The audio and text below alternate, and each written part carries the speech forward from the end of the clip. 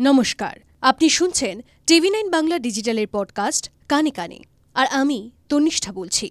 Consultant gynaecologist and অবস্ট্রেটিশিয়ান তথা বিশিষ্ট চিকিৎসক মিতালি মুখোপাধ্যায় গতকালের পডকাস্ট কানে কানেতে বলেছিলেন, অনেকেই পিরিয়ডের ব্যথা সহ্য করতে না পেরে ব্যথার ওষুধ খান, যা ঠিক নয়। টিভি9 বাংলা ডিজিটালের পডকাস্ট কানে কানের আজকের এপিসোড 702-এ আপনার জন্য রইল সেই বিষয়ে পরবর্তী কথোপকথন। আজকের পডকাস্টে লিখেছেন টিভি9 বাংলা ডিজিটালের সাংবাদিক রেশমি প্রামাণিক। কনসালটেন্ট গাইনোকোলজিস্ট অ্যান্ড অবস্ট্রেটিশিয়ান তথা বিশিষ্ট চিকিৎসক মিতালি মুখোপাধ্যায়ের সঙ্গে সেই কথোপকথন পর্ব প্রশ্নোত্তর ফরম্যাটে রইল আপনার জন্য। অনেকেই ধরে নেন সিস্টের সমস্যা থাকলে সেই মহিলা ভবিষ্যতে মা হতে পারবেন না। এটা কি ঠিক? মিতালি: সিস্ট অনেক রকম হয়। সিস্ট মানেই ম্যালিগন্যান্ট নয়। কিছু বিনাইনও থাকে। অনেক সময় সিস্ট বড় হয়ে যায়, তখন তা অস্ত্রোপচার করে বাদ দিতে হয়। অনেক সিস্ট বিনাইন হয়। কেউ কেউ চকলেট সিস্টের সমস্যাতেও ভোগেন। চকলেট সিস্ট আসলে এন্ডোমেট্রিওসিস। অনিয়মিত পিরিয়ড, পেলভিসে ব্যথা, ফাইব্রয়েড, ওভারিয়ান সিস্ট থাকলে তার চিকিৎসা আছে। বয়স, শারীরিক সমস্যা এবং পরিস্থিতি খতিয়ে দেখে তবেই অপারেশন করা হয়। তাই এমনটা হয় না যে সিস্ট থাকলে মেয়েটি মা হতে পারবে না। অনেকেই পিরিয়ডের ডেট পিছনোর ওষুধ খান। এই ওষুধ খাওয়া কি ভালো? মিতালি: বিয়ের আগে অথবা কোথাও বেড়াতে যাওয়ার দিন যদি পিরিয়ডের দিনের সঙ্গে একই দিনে পড়ে যায়, তাহলে অনেকে ডেট পিছনোর ওষুধ খান। জোর করে এই ওষুধ খাওয়া ঠিক নয়।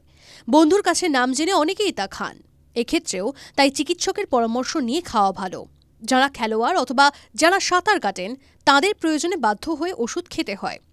কয়েকটি বিষয় খেয়াল রাখতে হবে মিতালির মতে, যেমন থ্যালাসেমিয়ার ক্ষেত্রে মিতালির বক্তব্য, হবু স্বামী স্ত্রী উভয়েরই এই পরীক্ষাটি করিয়ে রাখা প্রয়োজন।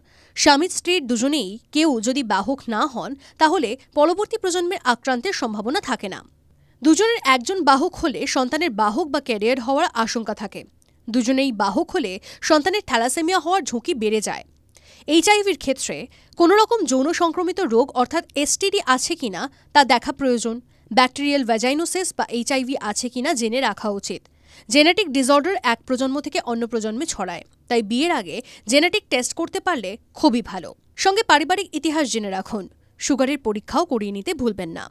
ইনফার্টিলিটির ক্ষেত্রে মিতালির বক্তব্য, আজকাল ইনফার্টিলিটির সমস্যা খুবই বেড়েছে। সন্তান না হলে দোষ মেয়েদেরই দেওয়া হয়। মেল ও ফিমেল দু ধরনের ফার্টিলিটি টেস্টই করানো উচিত। অনেক ক্ষেত্রে পেলভিকের আল্ট্রাসাউন্ড করতে হয়।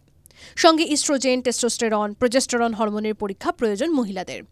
সামনেই যাদের বিয়ে বা যেসব মেয়ে বিয়ের জন্য প্রস্তুত হচ্ছেন, তাদের শারীরিক ও মানসিক দিক থেকে সুস্থ থাকতে কী পরামর্শ দেবেন? মিতালি: বিয়ে মানে জীবনের একটা নতুন অধ্যায়ের শুরু। তার আগে নিজেকে সুস্থ রাখতে হবে।